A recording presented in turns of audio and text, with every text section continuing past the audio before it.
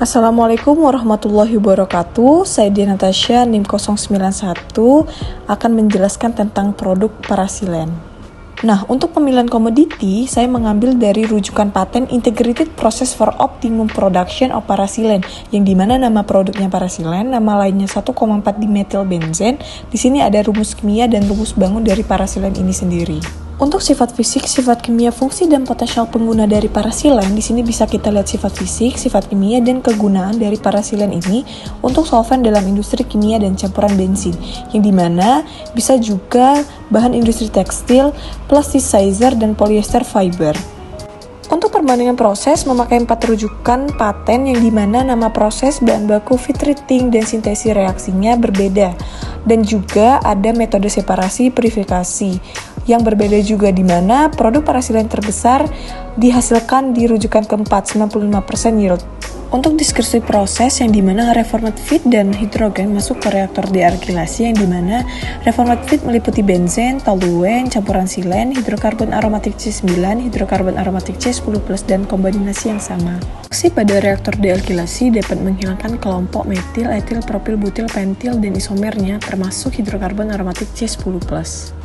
Lalu, dealkilasi efluen masuk ke reformate splitter, yang dimana reformate splitter akan memisahkan ligase, benzin, heavy hidrokarbon, C9 hidrokarbon aromatik, silane stream, dan toluene stream yang terkandung pada aliran dealkilasi. Toluene stream masuk ke reaktor disproporsionasi, di sini terjadinya reaksi. Stream masuk ke unit separasi, yang dimana akan menghasilkan produk dari parasilen. Pink akan masuk ke tahap isomerisasi, yang dimana menggunakan katalis isomerisasi untuk mengkatalis metilsilen dan ortosilen menjadi parasilen. Karbon stream yang terbentuk dari reaktor dealkilasi masuk ke reaktor transkilasi, yang dimana terjadinya reaksi transkilasi. Dan transkilasi ini mengandung campuran silen, benzen, toluen, ligase, dan lainnya akan menuju ke splitter kolom. Splitter kolom dapat menseparasi komponen dari aliran disproporsionasi, aliran isomerisasi, dan aliran transkilasi untuk memproduksi ligase. Ada deskripsi proses secara singkat.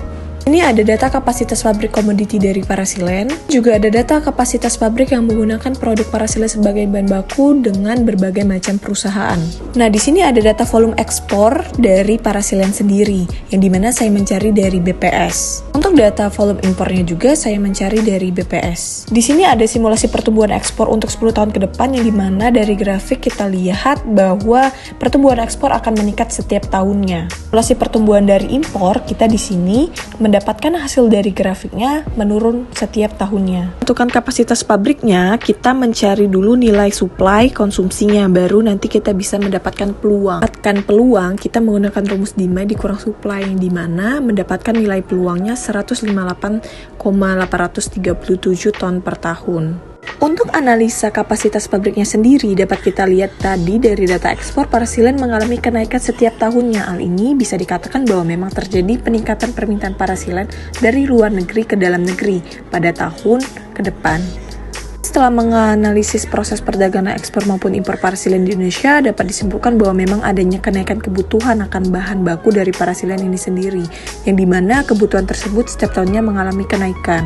Dari data yang kita olah tadi menunjukkan proyeksi akan perdagangan ekspor meningkat sangat signifikan di tahun 2031. Data yang diolah untuk mendapatkan kebutuhan parasilen menunjukkan hasil positif. Oleh karena itu, dengan menghitung peluang didapatkan nilai sebesar 158,837 ton per tahun. Pertimbangkan dari kapasitas ekonomi dan supaya tidak overproduksi, makanya dikali 70% dari peluang tersebut, didapatkan nilai 112 ton per tahun. Itu saja yang saya dapat sampaikan. Mohon maaf jika ada salah kata. Saya tutup dengan wassalamualaikum warahmatullahi wabarakatuh. Terima kasih.